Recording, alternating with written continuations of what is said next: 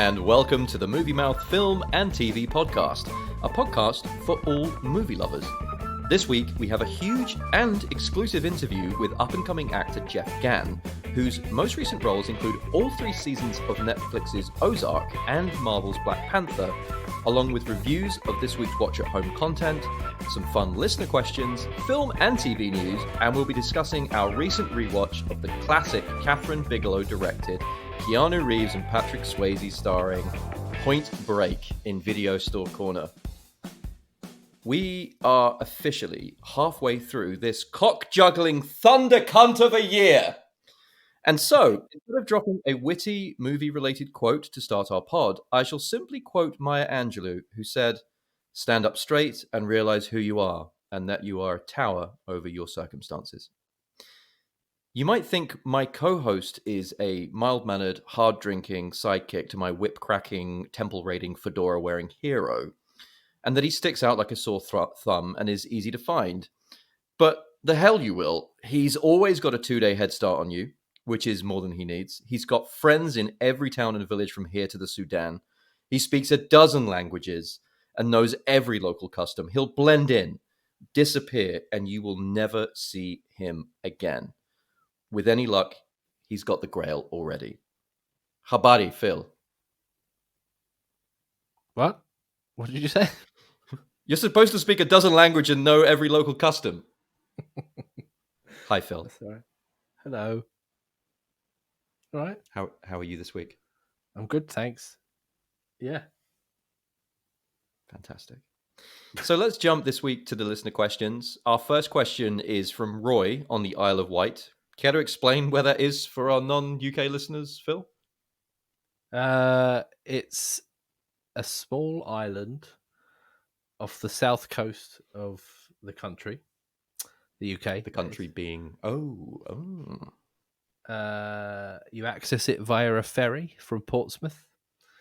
It's a nice place. I've been there once. One of the best castles, medieval castles in the UK. Brilliant. I love it. I love a castle. That was more information than I think anyone needed. Roy asks, "Right, boys. My grandfather was a hero on the little ships that evacuated the troops on Dunkirk Beach in World War II. I saw the 2017 Christopher Nolan movie Dunkirk and was in absolute floods of tears when the credits rolled. I sat there the whole way through them. The question is, what movies or TV shows have made you cry? And I'm talking about crying like a little bitch-ass baby. Loving the podcast. Keep up the great work." Thanks for that question, Roy. I mean, I can kick this one off as the, let's face it, most emotional person on the podcast. For me, I'll start with being a young child and actually crying like a child. That was E.T. And in particular, the scene when Elliot and the boys help E.T. get to his spacecraft in the forest. And E.T. points at Elliot's head and his heart, and he mutters the immortal line, "I'll be right here." And then, of course, he gets on the spacecraft and fucks off. But this ultimately made me realize, as a 7-year-old child, that life was going to be a succession of people saying goodbye to me. And that was a lot to take. So, fuck you, Steven Spielberg. My second choice, and sorry to mention this one again, but it would be, as we talked about the soundtrack last week, Darren Aronofsky's The Fountain. People are going to be like, shut the fuck up about this movie. But for me, God, the Miles. moment... God.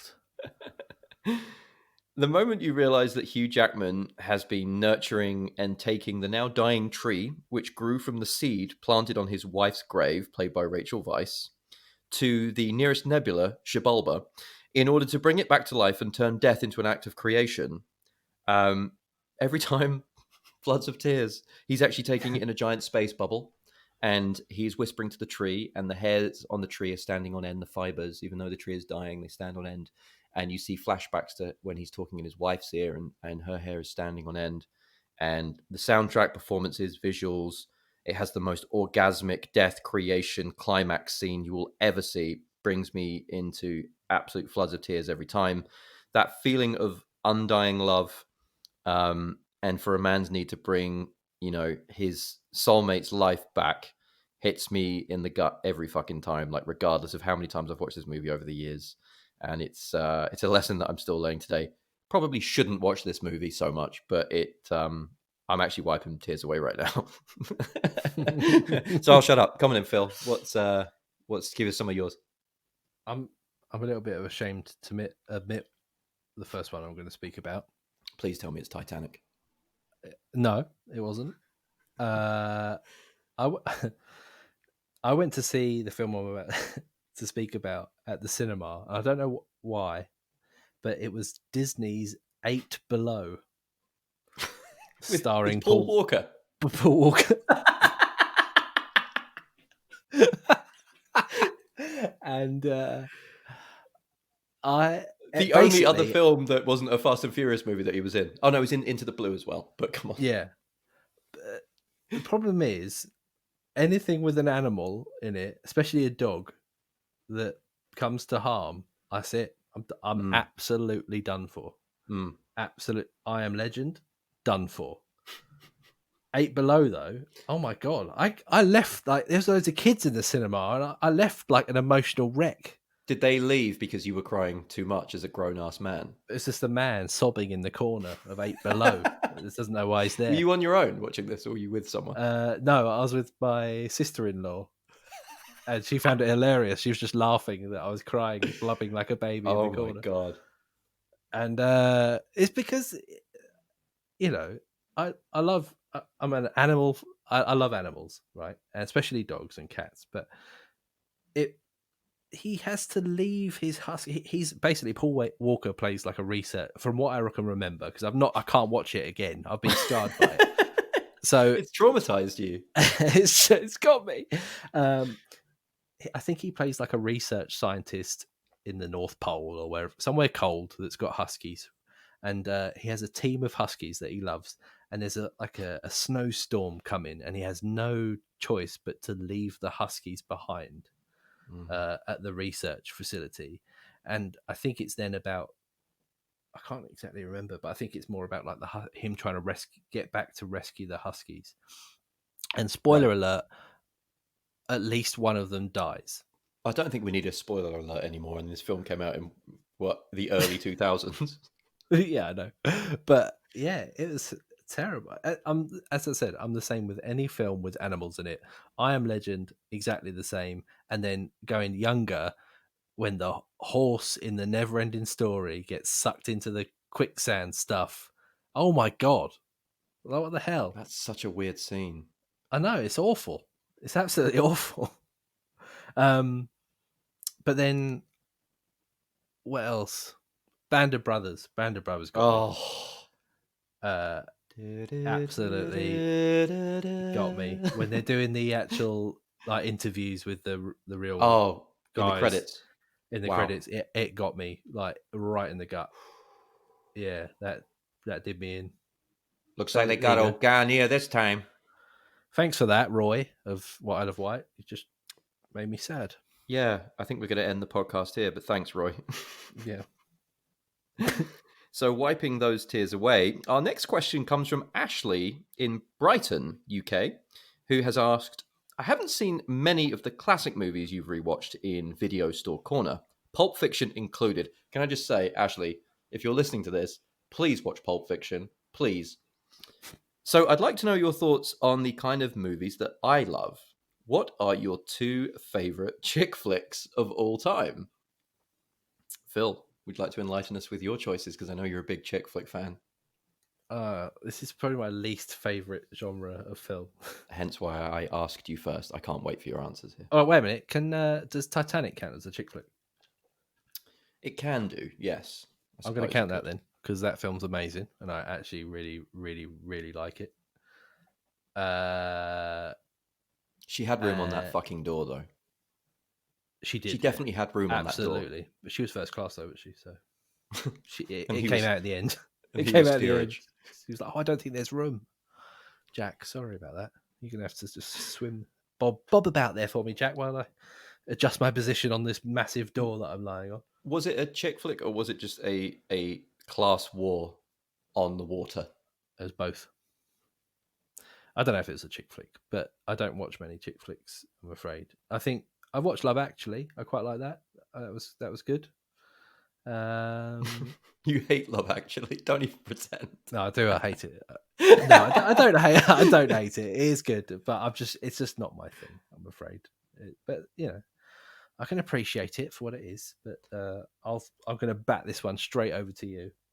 So you've basically given us essentially half of a chick flick and one that Titanic you don't really and Love like. Actually. Yeah, so I'll start with Love Actually. Richard Curtis's 2003 holiday-themed multi-story rom-com. Andrew Lincoln cheating on his best mate by perving on his new wife and filming only her at the wedding. Alan Rickman being a total piece of shit to his wife, Emma Thompson, and buying her a fucking Joni Mitchell CD when she thought it was a necklace he'd bought for his personal assistant. What a bastard. Hugh Grant as the Prime Minister, dancing around 10 Downing Street. How twee, how fun. The little dead-eyed kid who turned up in The Maze Runner and Game of Thrones, telling his stepfather, Liam Neeson, that he loves his American school friend. I love her. If I learn how to play the drums, Daddy, will she fall in love with me? And the end with the airport reunited scene. Come on. That could even be a front runner for a movie that makes me cry because of that scene at the end. Them all reunited. No, it is good. You've just sold me that film again. It is. There good. You go. What it's a classic as well. It's a classic, and like at Christmas time, you got to put it on. My other option, Crazy Stupid Love, the Ryan Gosling, Steve Carell, Julianne Moore, and Emma Stone fronted movie, which is it's a movie about kind of different age groups in relationships. Steve Carell, Julianne Moore are married. Ryan Gosling, Emma Stone are kind of flirting and starting to get together. Steve Carell gets divorced, meets up with Ryan Gosling. Ryan Gosling starts giving him like masculine advice, like how to dress, how to hold yourself, and they start picking up women and that kind of thing. And it's kind of soulless. And then there's a huge twist. Again, I'm not going to give a spoiler alert because if you haven't watched Crazy Stupid Love while you listen to this podcast, but ultimately, it turns out that Ryan Gosling is dating Emma Stone, and Emma Stone turns out to be Steve Carell's daughter, and he's like giving him advice. It's a brilliant twist that I personally didn't see coming. It's a brilliant movie. I love how it represents both sides of the story from the male and female point of view. Great performances, and a lot of depth. I'm crazily, stupidly in love with Crazy Stupid Love. Good movie. I hope that answered your question, Ashley. And if you are listening to this, please go and watch Pulp Fiction and then Point Break. So, Phil, what have you seen in the news this week? This week, so there's a few bits that I picked up. First one is that apparently there's rumours that a Groundhog Day TV series is in the works. Hot on the heels of the Groundhog Day musical. Yeah, and it's meant to be set 30 years after the end of the film. Oh, it's a continuation. It's a sequel TV series. Yeah, but like 30 years, so I'm not sure I how could I do feel anything about really. No, I know. I don't know. I mean, I love that film, but does it need a TV series? I don't know. It could be good fun. Starring Bill Murray, or it doesn't say. There's not much info on it, to be honest. I've seen it from a few different sources. That lesson. He'd been stuck for whatever. It's supposed to be like 10,000 years. He's supposed to be stuck there, isn't it? And someone worked out that he was stuck in that. He was stuck in the town of Punxsutawney for 10,000 years. Imagine, works it all out, repeats the day for 10,000 years. Eventually, he's killed himself multiple times. Comes back to reality, wakes up. It's a new day. Starts his life again. 30 years later, he gets stuck in the same loop. That'd be great if they just made like another series. It's just literally Bill Murray. If it's not that, I don't want it. I don't want it in my life. No, I think I agree. Actually, yeah. But the person that let it slip is the guy who plays. Is it Ned? No, Ned Bryson. Phil Connors. Phil, yeah, that guy. He Ned Ryerson. Plays him. Yeah, he's the one that said that it's in the works. So. Someone said that he was actually the whole crux of the he was like the demon, the devil that was controlling Phil's descent into madness. The puppet master. Yeah, he was the puppet master, Ned Ryerson. Yeah, that's interesting. Yeah, so that's that. There's a bit of news about cinema chains in both over here in the UK and in the US delaying their opening due to Mhm. the. I mean, I don't know what the situation is in the US, but over here, cinemas were allowed to reopen theoretically this week, but I think a lot of them are pushing back the opening dates while they work out the best way to have customers in them. But it's also cited because blockbuster films have been pushed back release dates as well, so there's not much for people to see. I think is a bit of an issue. Mm. So yeah, that's that. The other thing I saw, this is more sort of, well, I guess local news in a way, but it's quite interesting. And I think I mentioned this a few weeks ago about the rise of drive-in cinemas while the COVID situation is Yeah, happening. that's right. Yeah, Yeah, episode which 2, I think we again, talked about they that. aren't a thing in the UK really. But I've seen, funnily enough, I saw this story today because it's quite local to me. But then I saw an advert for another one that's opened up. So there's a few outdoor drive-in cinemas popping up. But the interesting one is opening up in a place called Haywards Heath, which is in West Sussex, which is quite near me. And they're claiming to be the world's only and first indoor drive-in cinema. It's the world's first and only indoor driving cinema in Haywards Heath. In Haywards Heath, England. Yeah, so I don't know. I don't know if they're the world's first. Well, maybe. I've not researched it in It's much like depth. when you live in the US, you drive down the freeway and there's always the world's first or the world's largest or like Yeah. No one's going to check, come are see they? the world's largest lollipop. No one's going to get the Guinness Book of Records out of their glove box and say, "Oh yeah, actually that is the world's largest one," or "Oh no, it's not by 3 inches. It's not the Yeah. longest Especially lollipop." not if they're practicing social distancing, they won't. No, that's right. So it could be interesting, and because it is local to me, I might well check it out. I had a look at their website. They've got some cool stuff listed. I think they're showing the Goonies and Back to the Yeah. Future, and Yeah. all those classics that all these Sign me up. cinemas pop up ones show. So yeah, that could be good. And then the last bit of news I had this week, which is a sad one, is Carl Reiner died. Yeah. Carl Reiner, he's I mean, a lot of people sort of our age will know him from he starred in Ocean's 11, Mm. and he was great in that. But he's the double act with Mel Brooks, which is sort of where he cut his teeth, and he directed The Jerk and The Man with Two Brains, the Steve Martin classic film. Oh, Steve Martin, yeah, awesome. Yeah. So yeah, sadly, he died this week. Natural causes. He was 98, but and he's the father of Rob Reiner, who you may well know. He's the famous director. Did Spinal Tap, etc. So yeah, so that's a shame. He was a funny guy. Wonder how Mel Brooks is feeling because they were very close to this day. I know that they were. Yeah, that's right. Yeah, it's very sad. Yeah, 98. 98. Yeah, so not bad. Good innings. Yeah. You got anything to bring us out of that? Well, fact. Let's move to some happy news, shall we, Phil? Get ready to sing happy birthday, because today, being July 3rd and not July 4th when you're listening to this, is the official birthday, allegedly, of Thomas Cruise Mapother the Fourth. He is 58. 50 fucking 8, ladies and gentlemen. Tom Cruise. Look at the man. He's 58. Is that his actual name? Thomas Cruise Mapother the Fourth. Yes. I didn't know that. So happy birthday, Tom Cruise. Happy birthday, Tom Cruise. What's that weird background vocals you're doing? That doesn't work for me. It probably works for him. I was going to try and harmonise, but definitely works for him. He's a little creepy. Yeah. But happy birthday, Tom. We love you. Disney Plus launched the Hamilton musical almost a year early. So you can actually watch, if you've ever been interested in watching the Hamilton musical, of course, famously by Lin-Manuel Miranda. Tickets are super expensive on the West End here in Broadway. Obviously, right now they're non-existent. But this gives you a really good chance to see what people are talking about. And it was actually the original cast that was filmed. So you can see that original cast, which all of the buzz was about. They've all since moved on to other projects, including, of course, the lead in the Snowpiercer TV series, who was in this as well. So that's streaming now globally on Disney Plus.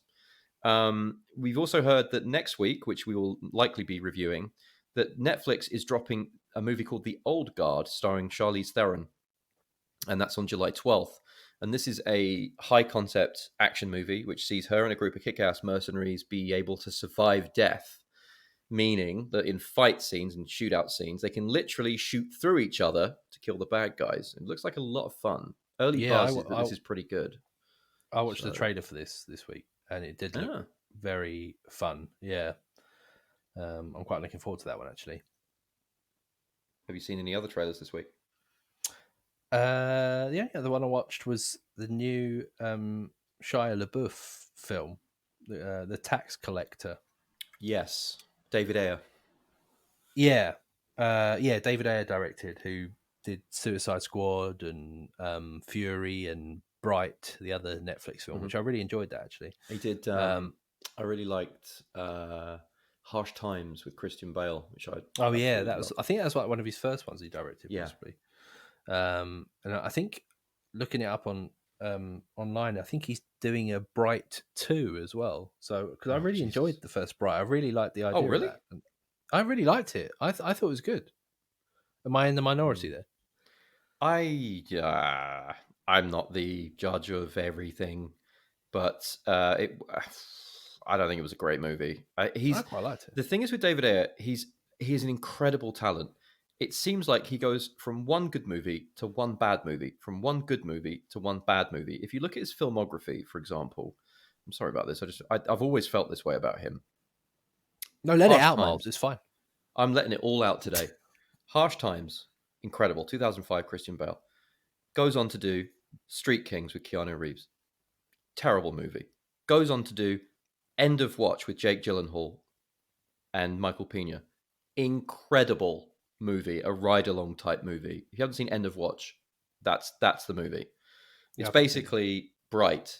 It's the same movie as Bright, except it's a Latin American cop and a white cop driving around LA. It's basically Bright, instead of it being a fairy and a fucking goblin or whatever it is. Oh. So he does End of Watch. He does End of Watch. Okay, hit. Then he does Sabotage with Arnold Schwarzenegger. Fucking terrible movie. Terrible movie. Starring Arnold Schwarzenegger as John Breacher, which was appalling. He then, and this is just to prove my point, he then goes on to direct Fury with Brad Pitt. Incredible fucking movie. Yeah. Do you see where I'm getting at here? Yeah. Next movie? Suicide Squad. Terrible. Next movie, Bright. I didn't love it. You clearly do. Tells me people generally think it's good. He has this really weird, like, good one, bad one, good one, bad one. So looking at Bright, if you think Bright is acceptable, then it means that this, based on the run of things, could be really bad. Anyway, sorry, I've completely talked over your trailer breakdown. No, it's fine. So yes, The Tax Collector, back to it. Shia LaBeouf and Bobby Soto starring in this, and it's just about a crime lord that Shia LaBeouf's character and Bobby Soto, so Creeper and David are the character names. So they yeah, it's a bit weird. Wouldn't those be our character names if we were in a movie? Well, you'd be Creeper. I'd just be David. So yeah, they play money collectors basically for this local crime lord, right? And they get into a bit of bother. It seems it's like they're skimming for like all the local crime lord, all of the local gangs and stuff. They're just skimming. It looks pretty interesting. Yeah, it does look. Shia LaBeouf looks good in it. Like, yeah, but is he doing? Is it just me, or is he doing like a kind of Latin American accent? It did seem that way, which was a bit. What the fuck is that all about? Yeah, I know. I don't know. Hey, puppy! Like, why have Shia LaBeouf doing that? Now you've said it. Yeah, that is a bit odd. Weird. Makes me want to watch it more. Yeah, to be honest, I really like David Ayer. Like I said, he lets me down 50% of the time. So Well, you wait for Bright 2, then you'll be change your mind. I saw we'll see. I saw a Wicked trailer. Can I just read this out loud because you're not going to believe this? So Oh, this is a new HBO comedy, okay, called An American Pickle. right. This stars Seth Rogen as Herschel Greenbaum, who's a struggling laborer in 100 years ago in the Eastern European country of Slupsk, who, for many reasons that we have yet to define, falls into a giant vat of pickles and is brined for 100 years. What? When he finally Shut up. when he This finally isn't real. emerges from the briny depths in modern day New York without aging a day, by the way, he's met by his great grandson Ben, who's also played by Seth Rogen. And the two, it appears, are Right. kind of navigating modern day New York. Like, obviously Herschel, his whole life is behind him. He's like, fish out of water. Whereas Ben is like down and out. He hasn't got a job. He hasn't got a girlfriend. He hasn't got any friends. And he's trying to move on in life. So they kind of team up. It's like a buddy thing. It actually looks quite funny. There's a really funny scene where Herschel has obviously just got to Ben's apartment, and there's like a poster, like a montage poster on Ben's wall, and of David Bowie, and there's like lots of different images of David Bowie like through the years, all the different like characters that David Bowie played, like Ziggy Stardust and that kind of thing. And like Ben Herschel like points to one, and he's like, "Is this your father?" And Ben's like, "No, that's David Bowie." And then he points to another one, another David Bowie, and he's like, "Is this your mother?" And he's like, "No, that's also David Bowie." I mean, Looks this fun. just sounds like Forever Young, but with instead of like being an awesome fighter pilot from the war, he just fell into some pickle juice.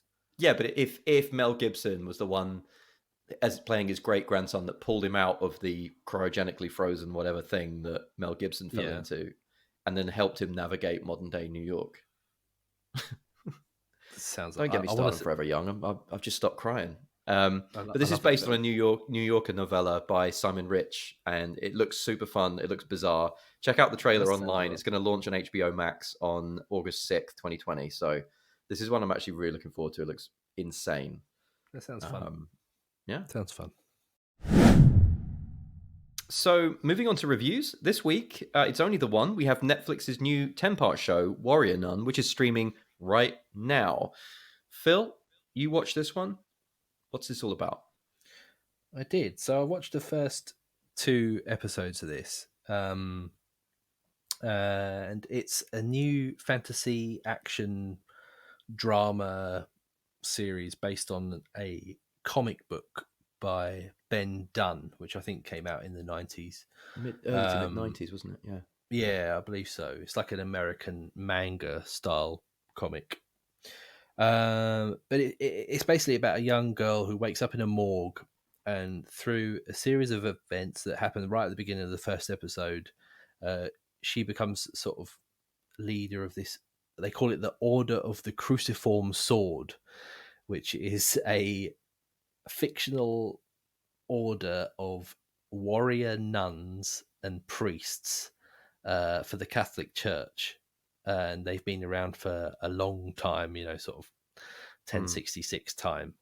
And basically, yeah, they have to go about and fight evil things, demons and all this. So it's sort of like Buffy the Vampire Buffy. Nun. Yeah, it's like Buffy the Vampire Slayer. Yeah, it's a bit. Yeah, it's I think it's a pretty cool story. I like these kind of things about sort of ancient orders that have been going for thousands of years and passed down. So the reason that she is the leader of this, she becomes the leader of well, not leader, but she becomes important to the order of the cruciform sword, is that she sort of accidentally has an angel's halo placed into her back. It sort of gets surgically implanted into her back. I'm not gonna. And then she kind of wakes up off of the mortuary Yeah, slab, she and wakes up, so she gets like a yeah, second chance, basically. yeah, yeah. And she's got these powers. And again, I've only seen the first 2 episodes, so it's a little bit of an unfair. I'm not going to judge it too much on 2 episodes because there's quite a lot of action in the first sort of 10 minutes of the first episode, and then Yeah. for the next, rest of that episode, and it's sort of character building, it's plot building. So there's not a huge amount going on. Having read some other bits and pieces about it, I think it picks up later in the series. So, but to be Who's honest, this aimed at? Who's this? Is this for me and you as, mid-30-year-old men, or is this, is it? it probably is, I'd say, but and a bit younger as well. It's quite a young cast in it. Hmm. The lead's played by Alba Baptista, and Portuguese, right? she's Portuguese. Yeah, and I I was think it's her trying to first. place her accent in both episodes, and I was like, she Yeah, kind of because she sounds just English. sounds English American, but then I thought she was Irish doing an American accent. well, apparently this is her first English speaking role. Incredible. Honestly, I mean, it's Oh, not it's not an amazing. issue with her accent at all. It's just No. incredible if this is her first English speaking role. Yeah, no, it is. It's her first. Yeah, it's her first Wow. English speaking role, and yeah, she's her English is amazing. It's fantastic. I Mm. think there's a few issues I've got with it just from picking up from the first 2 episodes. One, the dialogue and the speech, like the script writing, it's really dire. It's so contrived. It just feels. It's not as if the performances are bad. It's just that what they're saying is completely unbelievable. Mm. And I think that's sort of letting it down quite a lot. Maybe again, maybe that will change later on in the series. I think another thing I don't like so much is that the main character Ava, she narrates herself at certain Mm-hmm. times throughout the first couple of episodes, and I'm sure into the series. So because she's left this orphanage and she hasn't seen the outside world before, basically. So she's sort of narrating these new experiences that she's had, which I suppose is okay. But like one of the first things she says when she's talking to this young guy that's sort of similar age to her, and one of the first things she says to herself is, while he's talking to her, she says, "Just keep talking, pretty boy. I don't care what you're talking about. I just see lips I want to kiss." It's just like, oh. imagine if it was the other way around and it was a male character saying that to a female lead. I Although don't to be know. fair, That's they've the been thing. saying it for years. Yeah. Yeah, but I just think I don't like this sort of talking to herself thing.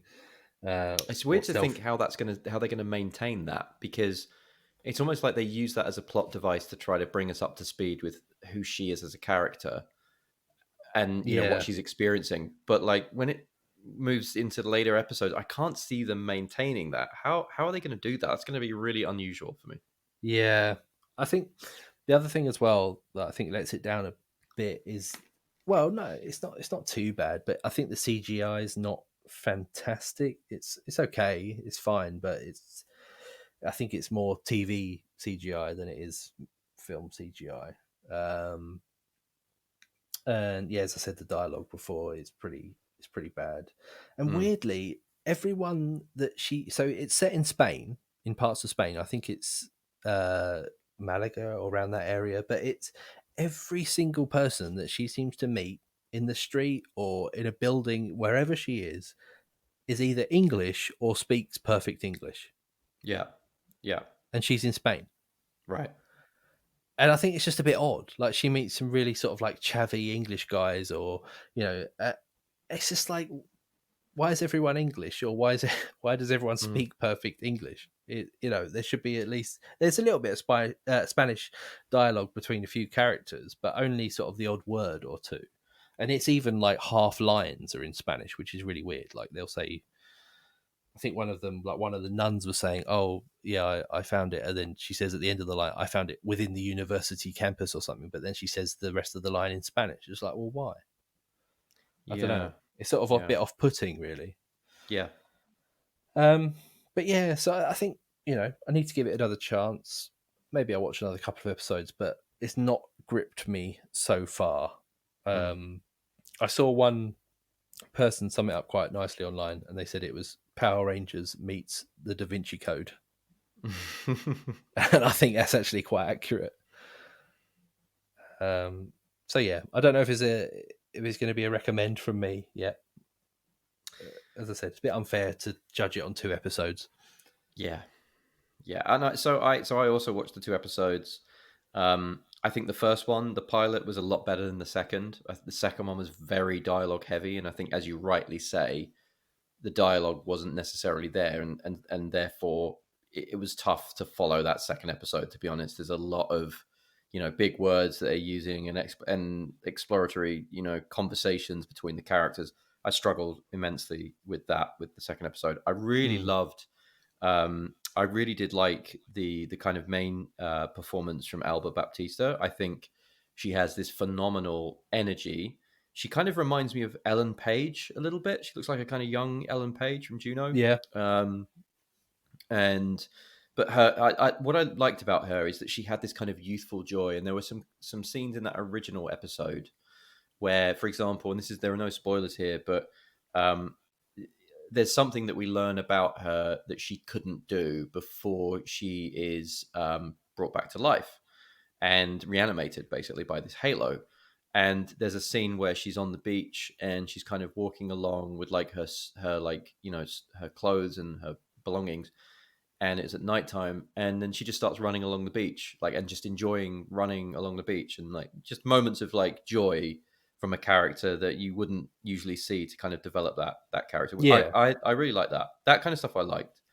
I actually I think her performance is good. Yeah, I think her performance was good. But to your point around the narration, I don't really know how they're going to maintain it, but I did quite like it because, again, I found her very watchable. And when the narration is happening, you can kind of see on her face what she's thinking. And I really did like that. There's a scene in the second episode right at the start when she wakes up in a bed and she's just happy to wake up in a different bedroom than the one that she was used to, which is in a convent, which is, obviously, managed by these kind of really kind of totalitarian nuns that run this convent, who are very, very one note and mean. But I really like that scene, so there are little moments. There was a scene when she goes to her old roommate, this young boy called Pablo, I think his name is. That was a bit, yeah. And his dialogue, I mean, like you say, there was some pretty heavy dialogue, but he was I don't want to be mean to child actors, but his I don't know, just the way he delivered the lines was a bit. That's going to be our Apple Podcast review. Mean to child actors, 1 star. Yeah. But it wasn't a great performance. And sometimes, when you're watching something like that and there's someone in there, Ava, yeah, no, yes, he gets asked a question by a priest that's kind of tracking down Ava. And he's like, oh, do you miss Ava? And he's like, no, I don't miss Ava. Oh, yes, no, I do miss Ava. Yes, of course I miss Ava, because he knows that she's still alive. Yeah, just really bad. I did. I mean, yeah, I mean, I did. So you can review this podcast as mean to child actors if you like, but just give us 5 stars. And by the way, I was also mean to Frida Shaw, who starred as Artemis Fowl in Artemis Fowl. So please, feel free to send me an email complaining if you'd like to have a one-on-one conversation about why he was a terrible actor in that movie. But you know what? I feel like the level of content that we get now, Stranger Things on Netflix, Game of Thrones, I feel like we have such high standards because of some absolute standout hits that are dripping in quality. I feel like if this came out 10 years ago, maybe even 5 years ago, I feel like this would be, I mean, it may still be a huge hit, but I feel like it would be groundbreaking. Do you know what I mean? This mythology world, religious world, a group of nuns kicking ass. I feel like it would have really grabbed the zeitgeist at that time.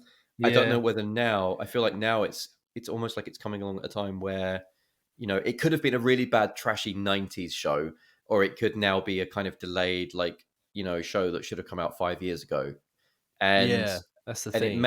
it may either be too soon or too late, or I don't know. But on 2 episodes, I definitely can't make my mind up. I can tell you, I'm not going to watch another episode. I did really enjoy the pilot. I did not enjoy the second episode whatsoever. To be fair, it was meant to be. It was being penned, like it was being put together as a movie. But then I think that sort of fell apart, and Netflix picked it up as a series. So, I mean, I think it works. I think it could work well as a series, and it'd be interesting to see where it goes. But for me, this isn't. I don't think this has been made for me personally. No. So for me, it's a miss. Fair enough. So this week we are joined by an up-and-coming American-based actor who started out as a child actor on a WCW commercial. He then became a background artist in later years before being spotted as a stand-in for some of Hollywood's biggest stars on such projects as Marvel's Black Panther and Netflix's Ozark. Please welcome Jeff Gann to the Movie Mouth podcast. Hi, Jeff. Hey, what's up? Hey, Jeff. Hey, all Nice is to meet you good. guys. So where does this crazy world find you in today? Sitting in my room debating what to do later on, such as playing Xbox or playing drums, and that's about the biggest decisions of my day at this point. You could play Guitar Hero, or like the world tour, and then you could play both. So it'd be like playing your Xbox and the drums at the same time. That's true. That's true. But I prefer to get down on the real skins. I've been playing for 20 years. Yeah. That's very cool. And whereabouts are you based? Chattanooga, Tennessee. Beautiful. Yeah, Beautiful. Samuel L. Jackson's stomping ground. Oh. Hometown hero. Hell yeah. Bad For now, motherfucker. until you get that big starring role. So, Jeff, tell us a little bit about your career. How did you get started in the acting world? Well, the first opportunity came from my dad, actually, him being a pro wrestler in WCW. It's not anything I sought after or anything. I was literally just playing some PlayStation, and my dad walked in and said, "Hey, they need some kids for this WCW commercial. You want to do it?" I'm like, yeah, why not? and that was about the extent of like seeking it out. Then about 6 months passed, and then we shot it at this random little playground in Atlanta. And then a few months later, it aired on TBS. I didn't tell anyone I was doing it, like none of my friends. So like when I went back to school, they were like, "What the hell were you doing on WCW? We know your dad's wrestling. What the hell were you doing on there?" I was like, "I don't know." They just called me in to do this little promo. But when we got there, they told us initially that, I don't know if you've seen it, but I've sent you the link to the little promo. It's for Dave Sullivan. Like when he was wrestling in WCW, and they had him, they were running this angle where he was like Hulk Hogan's #1 Hulkamaniac or some goofy shit. And so they actually used his kids. There are 4 kids in the video, his 2 kids and me and my sister. So they had us lined up in this playground, and they said, "Okay, we need like one kid that's going to do most of the talking to Dave, just like coaching him along, like, come on, you can do it. We believe in you," all this kind of shit. And so like as a joke, just to be like, I was a young smartass. I was like, "Oh, you mean like this? Come on, Dave, you can do it. We believe in you." Just making fun of it, not taking it seriously whatsoever. So they're like, "That's it. That's exactly what we need. Okay, you're the one doing the talking." I'm like, "Oh, you were taking direction at such a young age. Yeah. And that was before the film industry started popping off in Atlanta. It was basically only like WCW and the random occasional film in Georgia. But now there are more movies made in Georgia than Hollywood. Right. So that aired in '95. And then I led a normal life. WCW folded in like '01. And, the biggest names were out of a job, like Bret Hart and Hulk Hogan, and some of those guys like weren't even really doing stuff that much after WCW folded. They did the oddball WWE job, but nothing really beyond that, Sure. because they kind of kicked the WCW guys to the curb. They're like, "Get the hell out of here. We're just going to pay you for your contracts, and then we're kicking you out." Vince McMahon bought his competition just to be an asshole. and he could. He's a genius businessman. So anyway, and your dad was a wrestler, is that right? Yeah, he was the gambler in WCW. Yeah, All And right. Wow, cool. and then I led a very normal life. After that TV appearance in '95, I didn't do anything, in the entertainment field whatsoever. I wanted to be a drummer in a rock band, so I started playing drums, and I've been obsessed with drums for years, and that's what I wanted to do. But then, given the whole like digital age that we live in, making money in the music industry is very difficult, very difficult. Like, you have to do a lot of work and get a lot of notoriety before you even begin making a few dollars. Like Sure. it's not like it was back in the day. Hey, sell some CDs and some merch and go on tour. No, no, no, no. It's a different ball game. So, Yeah. so I just worked normal jobs. I worked for a roofer. I worked for an electrician. I worked at a gym. I worked in hotels. I worked at an M&M factory, like where they make M&Ms and Twix bars. And I'll tell you, one of the best things I ever had in my life, one of the best snacks, is a Twix bar on the assembly line before they put the chocolate on it. Woo, damn, that's some good shit. Oh, it's great. Just Well, the so it's just biscuit the and caramel. Yeah, and the yeah, biscuit. yeah. Before the chocolate goes on, yeah. I tried it. It was awesome. So anyway, It's a revelation. oh, it was kick ass. Going in that place stoned is just like a nightmare because you're just constantly like snacking on shit like So if M&Ms some and if, Twix if bars. some guy opened their Twix wrapper and they found just a chocolate bar, solid piece of chocolate without the biscuit and the caramel inside, that was your fault, Jeff. That's what I'm hearing. Hell yeah, it was. Especially if he got it around like late 2008 or early 2009. Blame me if that happened to him. But yeah, so I worked like normal jobs. Then I went to work at Amazon a couple of years after that, and I worked there probably like 6 or 7 months, saved up some money, and I just got sick of it. I mean, Amazon is a tough place to work. And I was just like, you know what, the hell with this place. I quit. But shortly before I quit, uh, I went to the gas station and I saw this like newspaper article in like the newspaper bin about a movie coming to Chattanooga, Tennessee. It was a movie about Jackie Robinson starring Harrison Ford coming to Chattanooga. And I'm like, what the hell? That's pretty random. That would be kick ass to be able to work on that movie. But, it seemed so far out of the realm of possibility for that to even happen. Like how the fuck am I just going to go from Amazon to working on this movie? That'll never happen. Cool thought. That'll never happen. So anyway, shortly thereafter, I quit my job at Amazon. I just walk out, and about a week later, I hear that they're doing a casting call at a local mall for that movie, 442. So I just went to the casting call and got hired as an extra. And once I got on that set, I was just like, oh man, this is my opportunity to learn all the things I've ever wanted to learn about movies. Because I grew up obsessed with film. I studied film. Like I watched all the behind the scenes commentaries that I could, all the behind the scenes featurettes. Like obsessed with movies. Like, oh, how did they build that set? Oh, how did they do those special effects? Oh, that's a matte painting. Yeah. Oh, that's crazy. Anything about the art of film, I was just obsessed with. Just like drumming, I'm obsessed with both of them. But anyway, so I got on that set and I started meeting people I never thought I would meet. I mean, I met the guy that created the Disney Home Video Collection. Like, that thing that all of her little sisters had, the Disney Home Video Collection. Yeah. I met the guy that created that damn thing. He created it. He was the former VP of Disney or CEO before Bob Iger. His name was Dick Cook. He was one of the executive producers on the movie. I met Thomas Toll, the owner of Legendary Pictures, like that Legendary Pictures logo that like pops up before the Dark Knight. Yeah, the guy that owns that guy. Met him. I was like, what the hell? Like I'm meeting all these crazy people. Met Chad Boseman on that movie, and of course, then who later became Black Panther, of course. exactly. And then I worked on that movie for 2 weeks, and on that movie, I learned that not many movies were going to come to Tennessee. I got to talking to all the crew guys I could, just trying to figure out anything about like how to work on movies on the regular. So I was like, this is such a cool experience. I don't want this to be a one and done.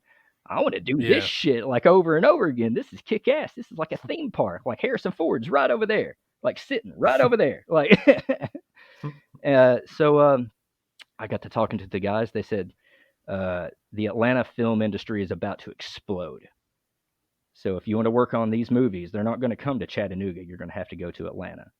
So that's what I did over the next 4 years. I tried to be an extra in anything I could. So I was an extra in like 15 or 16 movies and a few TV shows.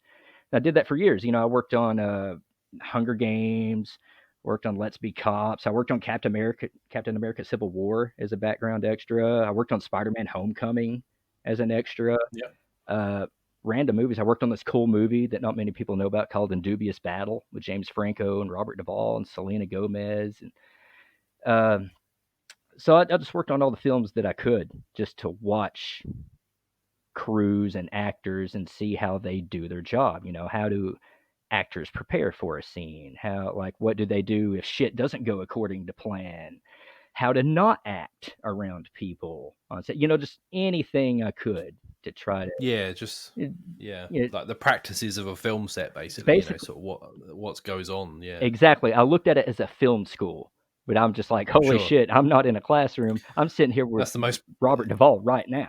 That's the most practical film school you can get. Mm-hmm. Yeah, like I would be on that set, and Robert Duvall would be telling stories about filming The Godfather, and I'm just like, what fucking film school is going to give me this insight? Like, that's right. Yeah, exactly. So then, go ahead. Sorry. No, I was going to say. So how did you go from the background artist role and sort of, you know, because you've done quite a big list of those, but how did you go from that role to being a stand-in, sort of, which is what you've done more recently, isn't it? Oh, it's just one of the things that was completely out of my control. It was spawned through a text message that I got from one of the casting directors that I worked with quite often, or worked for as a background extra. She just sent me a text saying, "Hey, do you want to be a stand-in on Jason Bateman's new Netflix series, Ozark?" I'm like, of course I do. So I worked on that for a few days. And then I got another text from her saying, "Hey, would you like to be a stand-in on Black Panther? I want you to go in and meet the people of Marvel, perhaps use you as a stand-in for Martin Freeman or Andy Serkis." And I'm like, well, absolutely, of course. I want to go be a part of this. But on something that big, on a Marvel movie, they won't even look at you. If you have never been a stand-in before in your life, they're not going to give you that job if you had never done it before.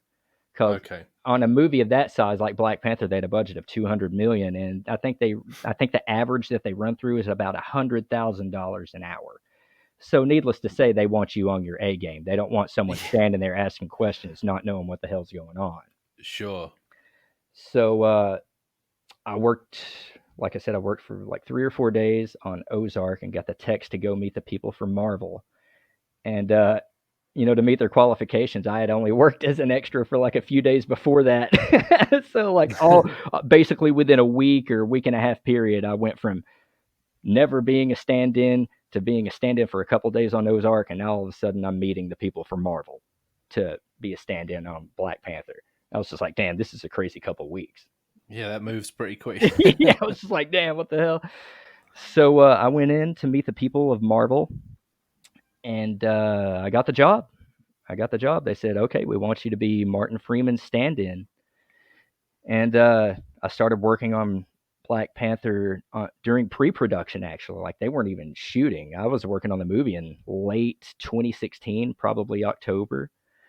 So I would shoot back and forth between Ozark and Black Panther during Black Panther's pre-production stage.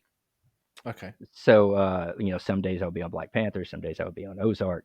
But once principal photography mainly geared up for Black Panther, I was only working on Black Panther. Like Ozark was kind of put on the side for me because they needed me for that movie. And, the casting director, apparently, she said, like, if you can look everywhere, you're not going to find a closer match for Martin Freeman than Jeff. You're just not going to. She's like, the same height. They have the same kind of ears, like, the same kind of nose. Like, he looks like him, And actually, people on the set told us that. A lot of people thought we were related. One thing that was kind of cool that happened, we were at the wrap party after we finished the movie, and I was standing there talking to Martin Freeman, and this girl walked up and said, "Martin, what are you working on next?" And he looked at her and said, "Oh, I'm actually going to be Jeff's stand-in on his next project." I just thought it was the funniest fucking shit. I was like, this That's dude's awesome. hilarious. Yeah, he's so cool, man. He's down to earth. Like during the movie, like we would go to parties. Like I would, be at the club drinking with Martin Freeman, partying like with he and some of the other people from Black Panther. Shuri, Okoye, a lot of the Dora Milaje, M'Baku, of course, Chad, the Black Panther himself. Like, they would rent out clubs and we would just go to these parties while we were filming the movie. And yeah, it was just awesome. I was like, I'm partying with, Sounds good. I'm partying with Avengers. What the hell? Yeah. It's But absolutely amazing. oh yeah, it's really cool. Some of the coolest moments of my life. But the work was equally awesome because I learned so much about what a stand-in does. Uh, it's completely different than being a background extra. Whereas when you're not needed, they say, "All right, extras, back to holding," and then you're just sitting in a tent, keeping yourself occupied until you're needed on set again. Right. Whereas as a stand-in, I have to be very aware of what's going on in the scene. I have to walk where the actor walks. I have to, be at the right place at the right time, along with the camera movements. Preferably the directors like it if you know the dialogue. It shows that, hey, he's actually taking the time to memorize this. And, Ryan from Black Panther really loved that. And if, during pre-production, like there are a lot of photos, like when we were doing pre-production, there are a lot of photos that he has on his phone of me like giving the pre-production ideas of what the scene's going to look like when So it's like Killmonger kind of picking out the shot and like figuring out the angles and everything. exactly like when Killmonger dies, like him like dying right there, who was in the pre-production photos on the director's phone? That was this guy. That was him standing in for Killmonger, like when they were like just before they even started filming the movie. Like on pre-production, I learned about Stan Lee's cameo.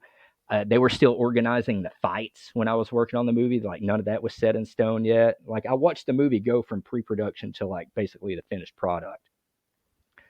But learning lines, isn't the easiest thing, especially on that movie. If you notice all the scenes that Martin is in, notice his character is the one doing most of the talking. Yeah, he's very expositional, isn't he? That's exactly what he is. He's seeing like he is the audience. You're experiencing Wakanda through his eyes. So he is exactly like doing just what you said. Being the exposition for the audience, explaining what is going on. And if I would get to set and they'd be like, okay, here's today's lines. And I would look and just, damn, he's got like 3 or 4 paragraphs of shit I got to memorize. And the other people are just saying like, okay, Agent Ross. Like, yeah. So it was a lot to take in, but I got really good at it really quickly. I looked at it like memorizing lyrics for a song or drum parts for a song. Like I was used to memorizing stuff on the regular. So Right. so I would get down there. The way it would work, I would arrive to set.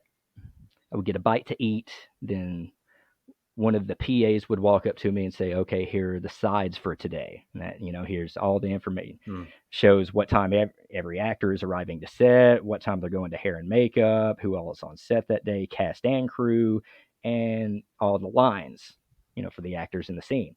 So I would sit there for like 30 minutes, maybe 45 minutes, and just study the lines. And then they would say marking rehearsal. And what that means is all the main heads of every crew, like lighting, camera, and especially the stand-ins, is what they call second team. They call the actors first team and the stand-ins second team. So when they yell marking rehearsal, I go to the set and I watch the actors do the scene. They've already rehearsed how they want to do it.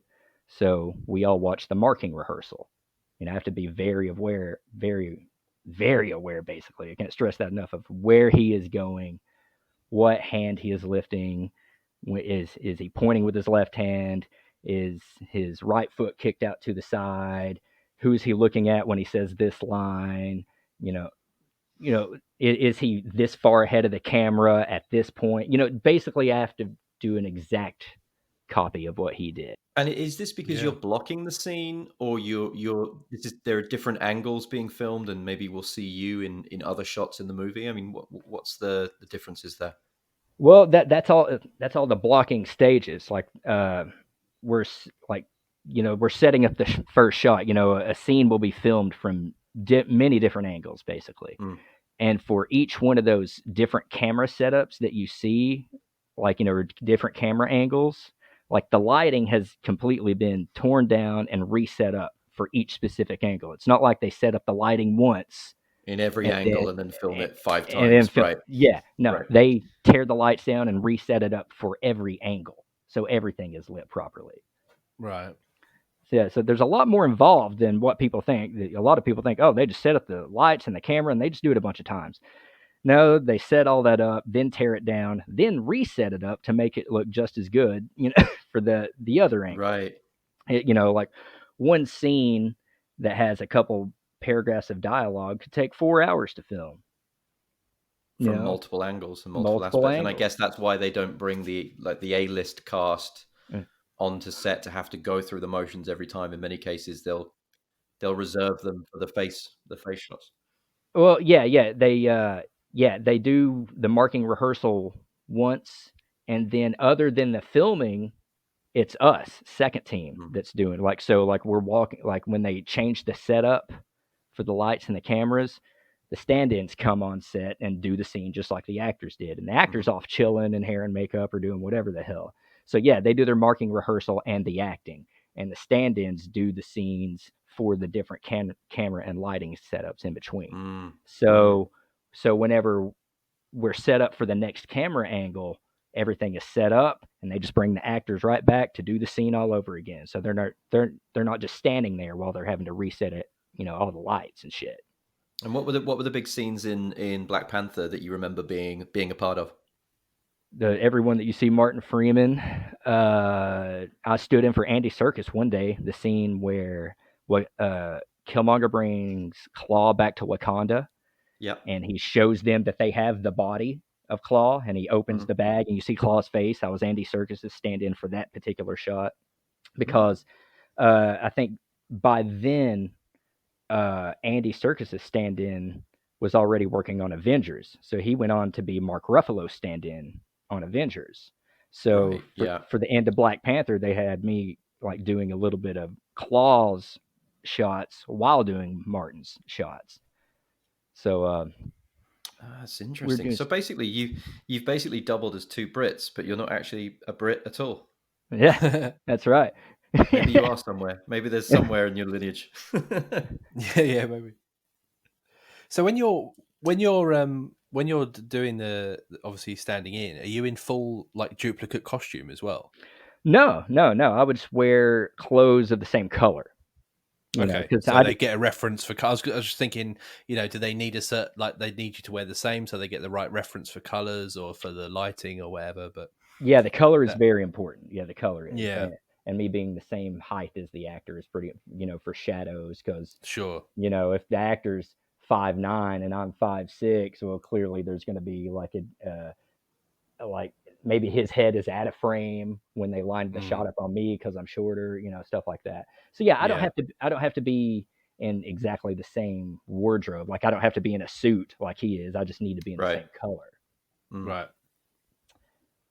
So that's how that works for I guess the camera department. Yeah, they don't need now the stunt guys obviously are in the exact same wardrobe, because clearly they have to look just like the actor on screen. But the stand-ins, nah, just wear comfortable clothes that are the same color, basically. That's interesting. Well, you've obviously been part of lots of different types of productions, from historical dramas to comic book epics, television serials. What's the difference between filming TV and movies? Like, what from your experience, how different is that experience? I would have to say that the TV world is probably faster paced. They have more camera setups. I mean, this is just from what I've gathered and what I've witnessed, that the TV shows tend to do more setups and more camera angles throughout the day, basically trying to shoot. I don't know. They seem to do more, whereas the film is not slower, I want to say necessarily, but I guess for certain scenes they're more willing to take time on certain things, whereas it seems like in the TV world they're just like, oh, we got it, okay, good, on to the next thing. It seems like quicker paced, and I'm sure budget dictates that a lot, because for a $200 million movie they kind of have the time to get it right. Not saying they're just going to dick around to eat up money, but they want to take the time to get it right. Whereas a movie that probably has the budget of 15 or 20 million, they're like, all right, that's good enough because we got to get on to the next shot because we don't have the money to keep paying for all these people. You know what I mean? Like, I'm sure budget is a big part of that. But TV just seems to be quicker. Like, being a TV actor seems pretty difficult. Like the Ozark crew, or the cast, man, they can pound through some dialogue. I've watched Laura Linney just deliver pages of dialogue, and I'm just like, damn. Like some things that didn't even make it into the final version. Some things they filmed and just didn't even use, but nonetheless, pages of dialogue. And I mean, she's classically trained. I think she's either been nominated for a Tony or maybe has one or something. But she comes from the Broadway world. Like she can memorizing that kind of shit is nothing to her. Yeah, second nature, isn't it? By the time they've done it for Broadway, complete pro. She's a complete pro, and Jason Bateman is a master. Like his directing chops are just perfect. I think some of the best episodes has his directing, and I would say that there's a camera guy that they let direct a few episodes named Ben Siminoff, and he's a great camera guy. He did some great classic like the movie Creed. He was the camera guy on Creed, and he went on to do the camera work on Ozark, and now he directs a few of the episodes. But like that one scene in particular in Creed, like that one 15-minute take or whatever, that one fight that is all just one take, like that's him doing it. And he went on to direct a few episodes of Ozark. So just watching the best and some of the best people in the world, like on their A game. I'm not watching film students throw together some independent project. I'm watching some of the prestige talent of the world. Yeah, you're watching the pros. Yeah. I'm watching the real deal happen. So I'm just constantly taking notes. I'm watching everything and trying to take everything in like a sponge. Must be nice to see it from that sort of perspective where you are viewing all aspects of it. You're seeing every aspect of the filming. Every aspect. Yeah. So, and then if we talk about actors, who you were saying about, a lot of the stuff that's inspiring you, who as an actor inspires you, that you'd like to work with? Probably my biggest is like Jack Nicholson, but I think he's retired. I don't think I'll ever get a chance to see him act. But people that inspired me, he was one of them. When I was younger, I was a huge fan of, well, still am, but like Kurt Russell, like Big Trouble in Little China, just all the John Carpenter films that he did. I loved all those movies. The Thing, Escape from New York, stuff like that. Then I was actually a big fan of a lot of the unknown actors, a lot of the supporting actors. Everybody's going to say, oh, of course, Jack Nicholson, Clint Eastwood, Robert De Niro, Joe Pesci, the great leading men of our time. But I was also blown away by some of the great supporting actors that were kind of unsung, like the Harry Dean Stantons, the Robert Proskys, the James Coburns, the people like that, the kind of side actor, the Taylor Negron, Miguel Ferrer. I'm probably saying names you're like, who the hell is this guy? But no, like some great supporting actors. Like I also looked at them too. Like, of course, everybody names the stars, but I never tried to undervalue the great supporting roles of our time too. And there's because there have been some great, the Bruce Derns, the list goes on and on. Robert's Blossom, if you know who that is. Speaking about that list, obviously, you're talking about a lot of movies, a lot of directors, and a lot of favorite work of yours. But what would you say is your favorite movie all time? It's a hard one. Almost impossible. But if I pull the loaded gun on you right now, Jeff, before you blow me away, of course, What would be your favorite movie of all time? Jaws. Wow. Yeah. Jaws. Just the Spielberg. way, yeah. He was the one where, like, he and John Carpenter were some of the first directors to inspire me, because I want to do more than just act. I would like to go on to write and direct. Like, I don't want to be just in front of the camera. I would like to go on to make some great movies. Yeah. I don't want to just be in front of the camera at all. But Spielberg and John Carpenter were some of the early director influences, I would say. And then I went on to study, the people before that, the Hitchcocks, the Sam Peckinpahs, the people before that. I tried to take in a history, try to take in the full history of film. Like, sometimes I get on movie sets and I'll spit out like random trivia facts, and the people that work on these movies have told me that I know too much about movies. So they'll be like, "How the hell did you know that?" Like, "Oh, it was on this behind the scenes featurette that came on the VHS in 1999." Like, what? If you bought the special edition, you'd know about that. Yeah, I was studying all this shit way before the era of YouTube, way before it was just easily accessible. But like, oh, behind the scenes on They Live, and I can just pull it up. Whereas in, the 90s and early 2000s, coming across things like that weren't just easy. You couldn't just type it in. You had to seek it out. If you wanted this knowledge, you had to purposely seek it out. Like, you couldn't just have access to it. I remember like buying the, when big films came out that I loved, you used to buy the movie, like the guidebook, so I had like the Jurassic Park one, and it was the behind the scenes book. Of course. Yeah. I've got loads of books from like Saving Private Ryan and Titanic and all of those films where it's like, they've got those lovely photographs in it as well. But they go through the behind the scenes. I loved all that stuff, but you don't see that as much anymore. But as you said, because we've got, I know you can still get behind the scenes on the Blu-rays and things, but seeing it in physical form is becoming more rare, definitely. Yeah. But you still can see all of it, but you just don't see it so much in physical media. But yeah, so like, I was obsessed with that stuff. So then the opportunity to work on movies, like, I didn't care. I was making just piss poor money in the beginning. And, as a stand-in, I'm not paid extremely well by any means. I make as much as,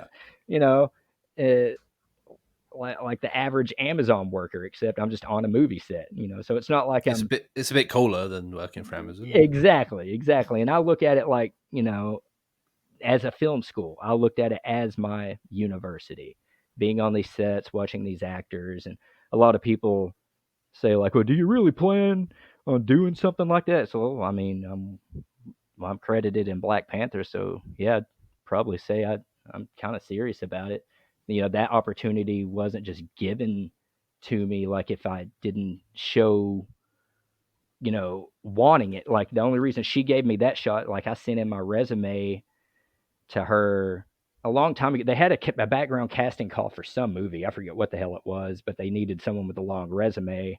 So I sent in my resume and showed her all the films I'd been a part of, And so when the Black Panther job came along and I was a perfect match for Martin, like, she was like, okay, this kid's been on a lot of sets. Well, not kid, but she was like, he knows what not to do on a set. He like how to not get caught, how to get kicked off a set. He knows how to behave. So she gave me that shot, to be on Black Panther. And without Ozark, the Black Panther job wouldn't have happened. So you got to take those opportunities when they come up. Yeah. Money be damned. I just wanted to be a part of it. Luckily I had a situation where I wasn't going to be kicked out. I wasn't having to worry about like pressing bills, like a car payment, or I don't have children to provide for. So I was just lucky to have those opportunities, and I wanted to seize them. I didn't just want to be on my deathbed thinking, damn, what if? That's right. Because, this life is short, man. If you die on your 75th birthday, you have only lived 27,375 days. That's not a lot. He's thought about that. That's not a lot, man. No, that's true. Think about that. It's true. Average life is about 27,000 days. Yeah. That's not a lot, man. And each one that goes by, man, you're not getting it back. That's right. Well, So talking about making the most of it, then. So what comes next for you? What are you working on, or what have you got anything in the pipeline? Yeah, What would you want to move up with? I have 4 movies that I worked on that haven't even come out yet. As a stand-in. One of them's coming to Netflix. One of them's going to HBO. The other one's supposed to hit theaters. Well, actually, 2 of them are supposed to hit theaters. But in the meantime, I want to start perhaps shooting and making my own movies, because working on Ozark, I got to talking to some of the producers, and they were saying that they're starting to look at independent filmmakers that are making their own stuff and that people like, because it's a different world today than it was in like 2000. If you wanted to make a movie that looked and sounded good, you had to spend hundreds of thousands of dollars. You had the Yeah. lighting, the cameras, like in order to make a professional looking film or even a short film, you had to spend some serious cheddar. Whereas today, the technology has advanced so much that you could make something very professional for $20,000 or $50,000. If you have the right cameras and good lighting, and you can tell a story, you can make a pretty professional looking project for about a tenth of the cost that it would have 20 years ago.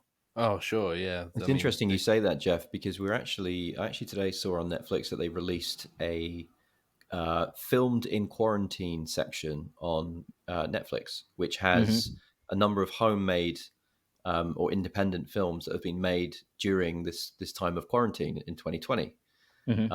So actually, obviously you say from 2000 to, recently when you're filming Ozark, but also, within the last few months, I think that's also changed. And there's, potentially even more of an opportunity to kind of get content out there. Oh yeah, and the need for content is expanding as well, because Right. even if movie theaters shut down, streaming services are booming, baby, and they need content. Yeah. Right. Right. So I think, just one last question, and this is one that we like to ask people in the movie trade or in the entertainment industry as we finish the interview. And it's really about, what you've learned as part of your career, moving into, of course, the stand-in role that you've been doing recently. What advice can you give to our listeners who are interested in moving into the entertainment industry? And what have you learned that would really help them to maybe jump forward a few steps to the point where you are today? Well, hell, I'm not even that far, but it's been a cool journey so far. Learn who is full of shit and who is not. Learn who can provide real opportunities and who cannot. Like, don't get caught up in those like fake scams, like send us a headshot and your credit card information, and you'll be on a movie set in no time. Those kind of Yeah. those fake scams. Like, uh, start working as an extra. Don't be afraid to work for pennies, like, cause you're going to gain education. Knowledge is priceless. So I was Sure. willing to take low pay for expanding my knowledge on something that I loved. Uh, Learn how to get an agent. That's when learn which agents can help you and who is a scam. If you go to meet up with an agent and the first thing they talk about is money, like, a credible agent does not get paid until you get paid, is how that works. So if you walk into an agent, give me $500, no, that just walk out right there. Like, learn who is credible, research their career. In today's age, it's relatively easy to see who's full of shit and not. I mean, you have all this information, like research capabilities at your fingertips. So it's easy to find out, like, oh, this agent signed this person. Oh, this person got acting work through this agent. It's pretty easy to spot who's real and who's not. But Yeah. learn when to seize opportunities. Like, if you're in a situation where you can, not everybody can. Like, if you have kids and a lot of financial obligations, like a big house payment or car payment, it can be hard to pursue these things, because you're having to be at a regular job to pay for the things that you have, like a car or house or whatever. But don't be afraid to write stuff, film stuff, put it online. Don't be afraid to put it out there. Don't be afraid of the comment section. Don't be afraid of some dude like, oh, this sucks. You suck. Don't be afraid of that. Take that as feedback. Well, what didn't they like about it? Learn from it. Yeah. Don't be afraid to put your stuff out there. Learn who can really provide opportunities. Learn who is credible and who isn't. And just one thing that the industry is faced with today, during the time of quarantine is, everybody is just at home watching stuff. Not many people are going to the theaters. So that means like streaming services like Netflix and Amazon, like they need more content. So like there are going to be more opportunities for up and coming writers and directors. Whereas if it was just a theater world, a mainstream blockbuster only, kind of level project only getting made, it'd be limited opportunities. But today, with all the streaming services, you have movies and projects that range in budgets of a few thousand to several hundred million. So today, there are more opportunities than ever, in all reality, to get something written or produced. Like, not saying it's going to be easy, but in all reality, we're outside of the just big studio system that existed, whereas it was only a few studios that controlled everything. And if you weren't in that club, your shit wasn't getting made. Whereas today, you can blow up on YouTube, and somebody could give you a shot and be like, "Damn, this kid has some chops. Let's give him a shot." Don't be afraid to send out your ideas to people on Twitter. I mean, it's so much easier to get stuff out there now. I think it's just, as I said, I think that's some great advice. It's not being scared to share it, to get yourself out there and get yourself seen and heard. So, no, I think that's some really, really good advice. I'm sorry if I've gone off on a tangent or anything. No, it's fine. I'm sorry about. Hey, we asked you for the information. We asked you for the information. We're writing everything down. Don't worry, we're writing everything down. We're making notes. So with that, Jeff, I think we're going to wrap it up. But we just want to say, thanks very much for your time and your insight into the industry. And it's great to hear. As I said, what we're trying to do with the podcast is get all those different views from within the industry, and it's great to hear from someone from your field. So thanks very much for your time. Thanks for joining the Movie Mouth podcast, Jeff. It's been a pleasure, boys. Okay, so it's time for our video store corner. And this week we have the absolute stone cold classic, the Young, Dumb, Full of Cum 1991 Kathryn Bigelow blockbuster movie, produced by none other than Sir James, aka Jim Cameron. It is, of course, Point Break. Point bloody break. Phil, give us the plot. The plot. So the plot is about a former quarterback and rookie FBI agent, Johnny Utah, played by Keanu Reeves. And he gets a new job assisting, what's his name?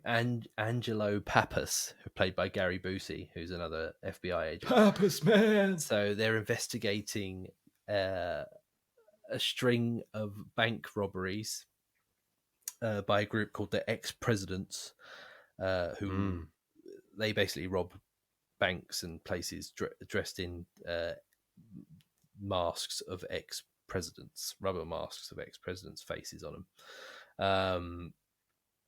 So it's just about, that's the premise. It's Keanu Reeves as a rookie agent teaming up with Gary Busey to try and hunt down this gang of robbers, which they suspect through some excellent detective work are possibly involved in the surfing scene, the local surfing scene.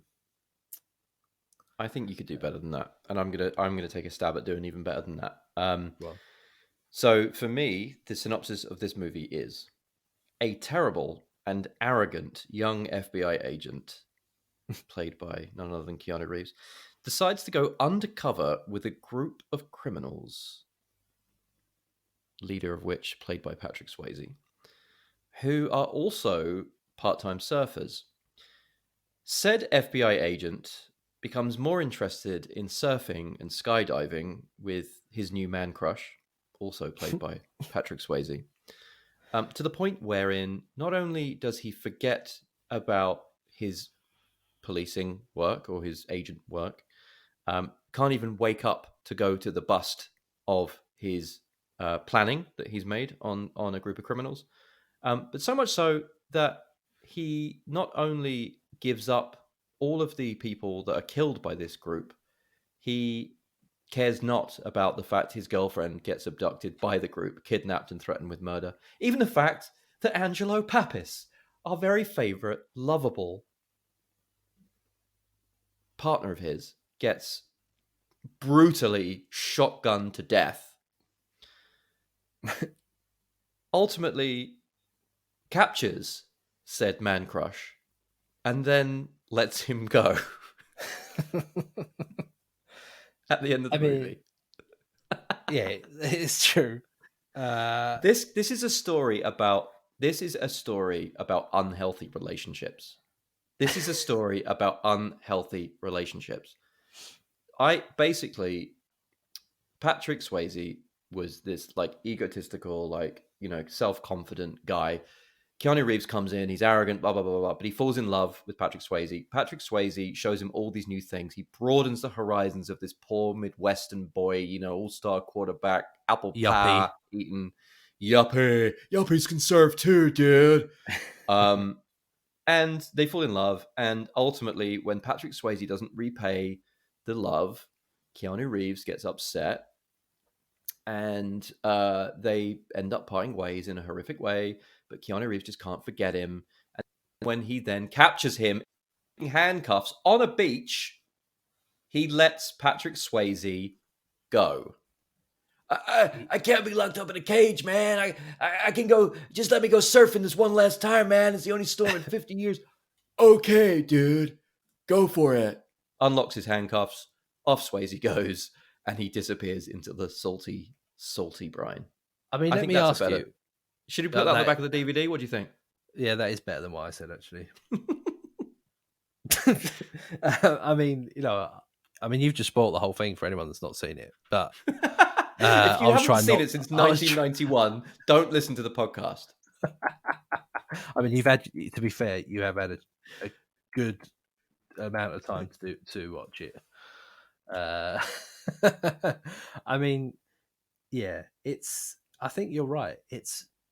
I think you said earlier to me on the phone, like, is this film really bad, or is it really good, or is it both? I don't know. I think it depends on what mood you watch it in. I'll be honest with you. Having just given it that synopsis, I think it's an incredible film. I love it. I love this film. I think it's great. And do you know what makes me laugh as well? That end scene where Keanu Reeves' character catches up with Patrick Swayze's character. I think they are basically, Keanu Reeves comes straight off the set of Bill and Ted, like the one that they're filming at the time, because his hair completely changes. Fresh off the set. I'm sure that he was filming the second Bill and Ted. Am I Ted Theodore Logan today, director? Or am I Johnny Utah? I mean, he could be the same character at some points during that film. Definitely. Did you know? And I'll add this. I'm going to add this one in now, but I've got some interesting trivia for you on this film. But did you know that William Dafoe was down to play Keanu Reeves' character in this? Is William Dafoe related to Willem Dafoe? Sorry, Willem Dafoe. Yeah. His brother William. They went for Willem. They got his brother William, and then unfortunately he didn't get a role. Shut up, Miles. You can call him Bill. It's fine. Bill Dafoe. Yeah. I mean, it does have classic lines such as when Keanu Reeves' character says, "Oh, I must be crazy," when they're in the water and he's just about to go surfing.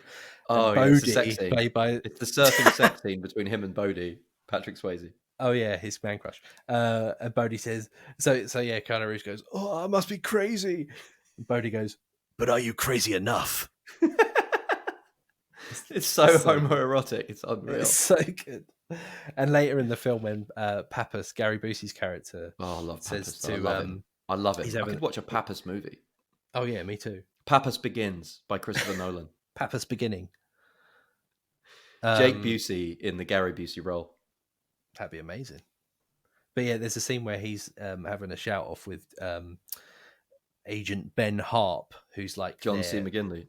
Yeah, John McGinley. It's like they're playing their absolute twat of a boss at the FBI. He's just like always on their ass, like doesn't give them any chance, never believes in anything they're doing, and he's a right asshole. And there's a great line where Papa says to Gary Busey says to him, he says, "Oh, do you want me to tell you something? Do you want me to?" He says something like, "Oh, do you want me to tell you something? Like you're gonna, you're gonna love this."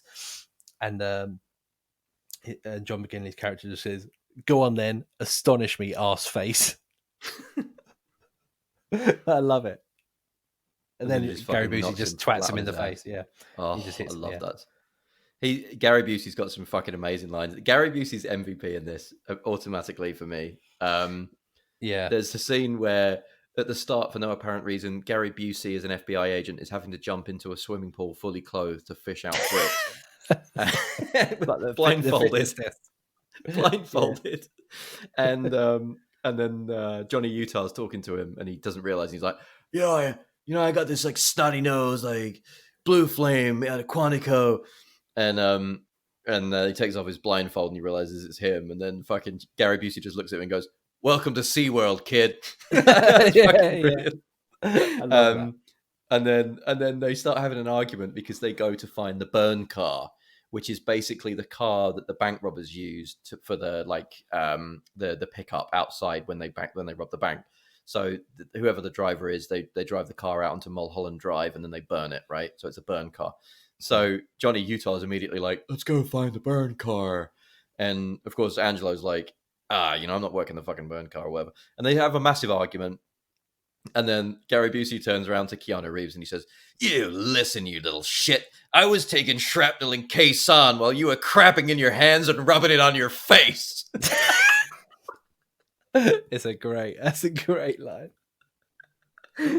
I was crying. I watched this movie at 8 a.m. and I was, oh my God, crying. I was crying with laughter, like at that line.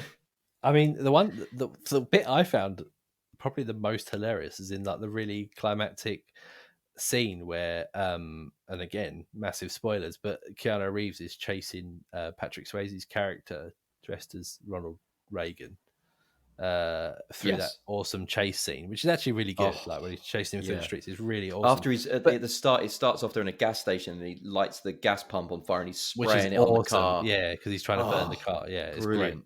And he's just like in that mask, which is awesome.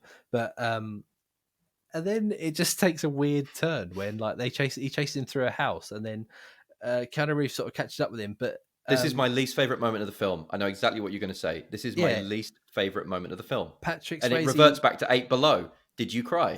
Did you cry? Cry. Go on. What happens? Tell the listeners what happened. Patrick Swayze's character in a Ronald Reagan mask picks up a pit bull dog and throws it at Keanu Reeves. Who does what? He sort of just like no. He grabs it and then punches. He drop kicks that fucking dog off of the porch.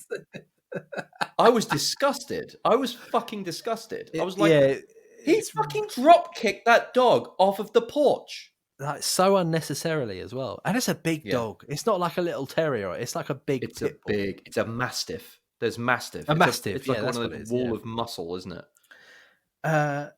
That is a great scene. That's dated. I don't like seeing my leading men, leading women, whatever, drop kicking dogs off of porches in movies. Listen in Hollywood. And it had the whole proper like sound effect as he kicked awful. the dog.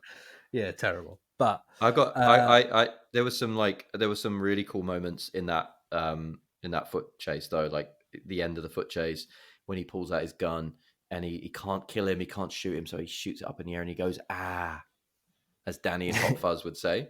Yeah. That is absolutely, yeah. You ever pull out your gun, shoot it in the air and go, ah? Yeah, I love that.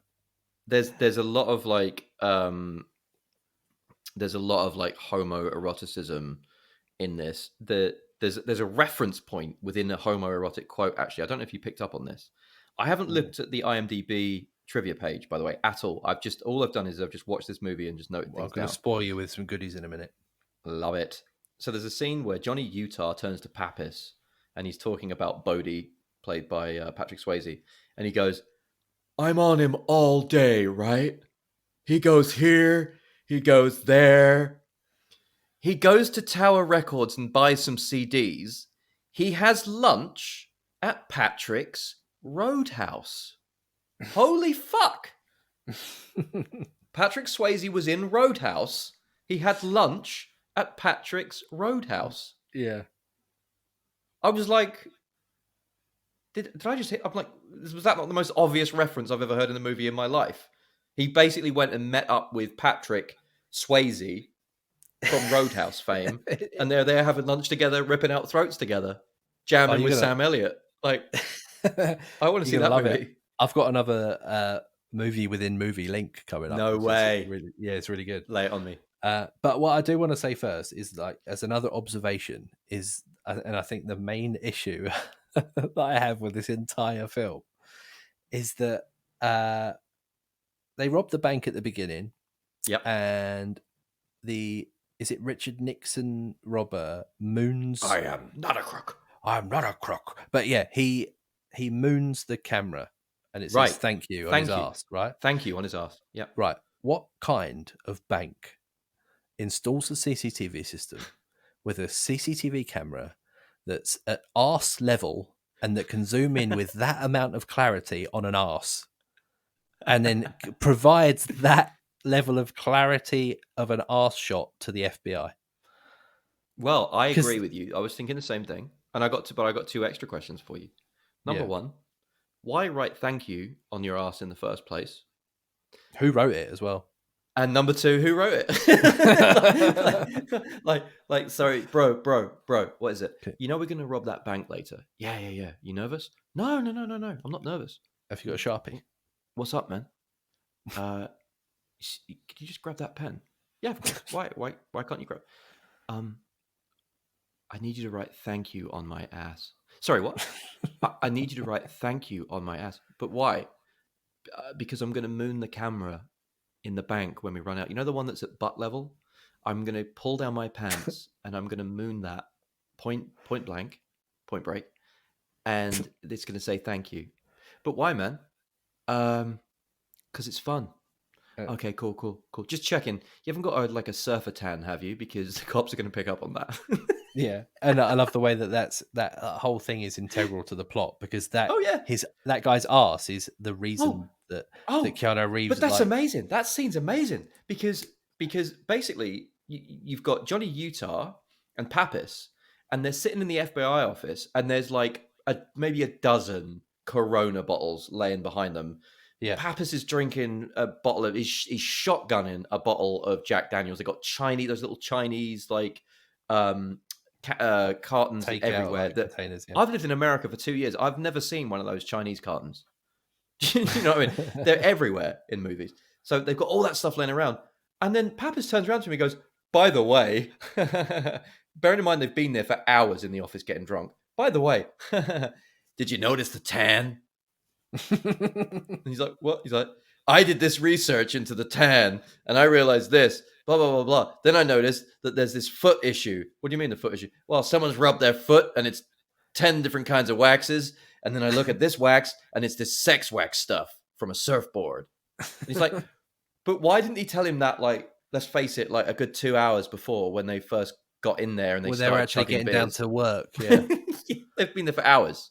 They've been there for hours in the FBI But it's office. the fact that later in the film, the whole like realization moment for Keanu Reeves is when there's a slow motion montage of them all surfing out at sea, and he sees the guy pull his trousers down and sees the guy's ass, and he's like, oh, that's that guy's ass that was on the thing, and it's in slow motion. It's slow motion, and he realizes it's the same ass that he saw in that clarity. If that said thank you on it, I'd know that I'm ass sure anyway. that's the same ass. There's And it's that. That's a great slow motion sequence. My other favorite slow motion sequence is the introduction to Johnny Utah, who, this is within the first 30 seconds of the movie, is he climbs up like from under something in the pissing rain, and he has a shotgun in his hand, and he just cocks the shotgun while looking straight down the camera for no apparent reason. Oh yeah. And it comes up saying Keanu Reeves. And Yeah. that is just, it was just like, you know, from that slow motion shot, you're like, which by the way has been recreated by every Michael Bay movie ever since. Like, Michael Bay has ripped this movie. This is Michael Bay's career. Like, he's took Kathryn Bigelow's movie and he's gone, right, I'm going to do that forever. I'm having that. But yeah, exactly, I'm having that. But that really made me chuckle. And I mean, talking about like the surfing scenes, there was that really tender moment where Johnny, played by Keanu Reeves, goes out on the water, and it's the nighttime surf, the stealth mission, kid, and they go out on the waves, and you see Johnny and his love interest, and you know, he's really kind of sassy, great character, like strong female character, who's not initially falling for his charm, but they go out and they're finally alone on the ocean at night under a full moon. The music's playing, it's romantic, you know, they're talking about life and the world, and they're about to kiss, but Keanu Reeves then, for no apparent reason, reaches down, grabs her leg, strokes her leg, and goes, oh, goosebumps. And completely ruins the moment. Completely ruined the moment. It's brilliant. Goosebumps. She's like, oh, okay. Goosebumps. Like, it's like he's so in love with Bodhi. He was like, it's like he was like trying to take his mind off of it, the fact that like she wanted to kiss him, and he was like, oh, goosebumps. I want to kiss Bodhi. Well, I'm gonna hit. We're gonna finish up. I'm gonna hit you with some trivia from this film. So, from my favorite part of any IMDb page, the trivia section. So, I'm gonna read this one out because it's a bit long, but it's good. The film was originally called Johnny Utah. So when he was cast, Keanu Reeves, that is, in the role, so they were going to call the film Johnny Utah, but they thought, the studio thought it didn't have much to do with surfing. So they, when they you can imagine a load of Hollywood executives sitting there. I love it. Can you surf in Utah? I'm just is there any beaches in Utah? Do they surf in Utah? Because, you know, surfing, Utah, maybe we can like run a few other names. I don't know, maybe Johnny California. So when Swayze was cast, they were going to rename it Riders of the Storm. Oh, okay. After the Doors song, which is really cool. Yeah. Riders on the Storm. Yeah, great. Sorry, not Riders of the Storm, Riders on the Storm. But the lyrics don't have anything to do with surfing. So they said like no. So they renamed it Point Break later on. So that's trivia number one. I quite like that film, Riders of the Storm. The thing about the name Point Break, though, just quickly, is that you get glimpses of Johnny's descent into that breaking point between being undercover and being an adrenaline junkie. But it's never really that clear. You always know that he's rooting for the FBI until the end when he lets him go. Yeah. It's a good fucking name, though, isn't it? It's a good fucking name when you think about it. Point Break. Rolls they nailed off the tongue there. Yeah, they nailed it. Trivia number two. The beach spot where they play the American football game. Yeah, when they're all when he's sort of getting to know them, and that's the foreplay scene, I believe. The foreplay scene when Johnny finally gets Bodhi wet. He tackles him into the sea. But that beach spot, that exact spot, is the same spot used for the football game or soccer game in The Karate Kid. Oh shit! Yeah, you're the best around. And then, I said I was going to link another two films together. You're going to like this one. So when Bodhi, as Patrick Swayze, is introduced to Johnny Utah, Keanu Reeves, on the beach, he remarks that Utah's surfboard reminds him of a 57 Chevy. Yes. And in which film does Patrick Swayze drive a 57 Chevy? Go on. Dirty Dancing. Oh. Yeah. Oh, my love. One that he used to own. That is incredible. I like that. And then another good one is that the members of the ex-presidents, the team of robbers, are Jimmy killed. Carter? They are killed in chronological order of when their respective president served in office. Ooh, that is a good one. I've not checked the science, like not the science, but the actual historical fact of that. And people will be checking on that one. They will, but they can let us know if we're wrong, and then I'll just blame IMDb because that's where I got it from.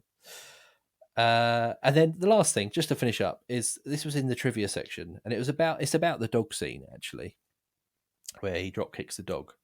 But I'm still not happy about that. I won't laugh at that. But this made me laugh because of the way it was written, right? So I'm just going to read it as it's written, and it's not a trivia really, but I'll just read it out. It says, "The dog had been prepped for this and was comfortable with the action. The ground was padded underneath them to ensure complete safety. The toss was completed successfully and no harm came to the animal. A fake dog was used when Utah kicked the dog." I just love the fact that they said the dog had been prepped for this and it was comfortable with the action, like it was a fucking stunt dog that they just like do that. Yeah, it's ridiculous. Yeah, don't condone it. If I ever see anyone drop kick a dog, I would drop kick the shit out of their face. It was a big reason why I wasn't after that with Keanu Reeves. I was like, I'm not really into this now. Like, he's a prick. He's just drop kicked a dog Johnny off of Utah. a porch. Yeah, I should know happy with that. Well, you absolutely should. I mean, there are so many plot holes in this. Why did the ex-presidents kidnap Johnny's girlfriend? Like, they kidnapped her. They found out that Johnny was an FBI agent because Johnny was going to shoot Bodhi and he didn't. And instead he shot his gun in the air and he went, They found it out because he was like the worst FBI agent ever. He Terrible. turned up to his own raid Terrible. in the same neighborhood where they all hang out. Plus, they all knew his name. Patrick his Swayze real knew name. him. I know who you are. You're Johnny Utah. You threw that fucking 300-yard toss in the fucking Super Bowl or whatever. Ohio or whatever it was, yeah. Yeah. So you've got all that going on. They then kidnap Johnny's girlfriend, and the explanation is, by the way, they then take him parachuting. Let's go parachuting. They go skydiving. No, we didn't like rig his chute or anything and kill him. We had a great time, and then we landed, and then Patrick Swayze took him into the van, and he goes, "Look, here's a video of your girlfriend with a knife to her throat. If you do anything, say anything, we're going to kill her." And he's like, "All right. Okay, what are we going to do?" The explanation is, "You're going to come and rob a bank with us." Yeah. And bearing in mind, they've committed like 20 or 30 robberies of banks over the last like few months. Okay. They now, for no apparent reason, they go to a similar bank that they don't really need to go to with like an extra person, but they take him without a mask so they can show him up to the cops or whatever to get him in trouble with the cops. Yeah. What possible They do reason? know how it was undercover, right? Like the FBI are going to believe their own employee generally. Yes. That's been undercover with the same people that are robbing the bank. What was the fucking point? And then like the whole thing ends and the car drives up and she's in the car and she runs to him and oh 90. Great, thanks. That was just stupid. And then at the end he travels all the way to Australia via Fiji, which looks like Big Sur in California. I don't know, I haven't checked that, but it like with the pine trees and the cliffs and the rocks and everything. They have a But the police officers are clearly the most Australian people you've ever met. They are really not. And they're like, "You've let the bloody bastard go." They are really, their accents are terrible. Yeah, it's really What bad. are you doing? You let him go. We'll get him when he comes back in. It was fucking awful. He's not coming back in. Yeah, I don't know. Point Break. Point Break is it is number one, the greatest movie of all time. Number About 2, surfing. the worst movie of all time. Also, have you seen the remake? I've not seen the remake, and No. I don't want to see it. It stars the leading actor of The Last Days of American Crime, Which we love so much. So on next week's podcast, we'll be bringing you more of the same with news, reviews, interviews, and all the regular movie-related fun. But before we do, please follow our Facebook and Instagram accounts at MovieMouthPodcast and hit subscribe or give us a nice 5-star review on your podcast player of choice.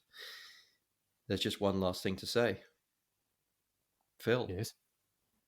Yes. Would you dance with the devil in the pale moonlight?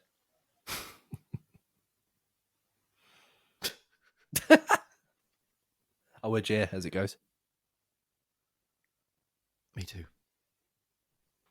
Bye, Phil. See you later. Goodbye. Bye.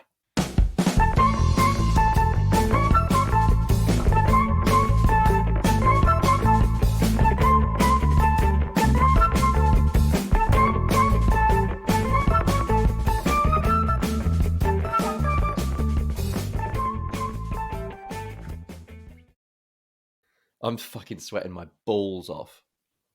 I'm so hot. That's why I'm like balls. That's why I'm in like a really fun mood. Because you've got sweaty balls. Yeah.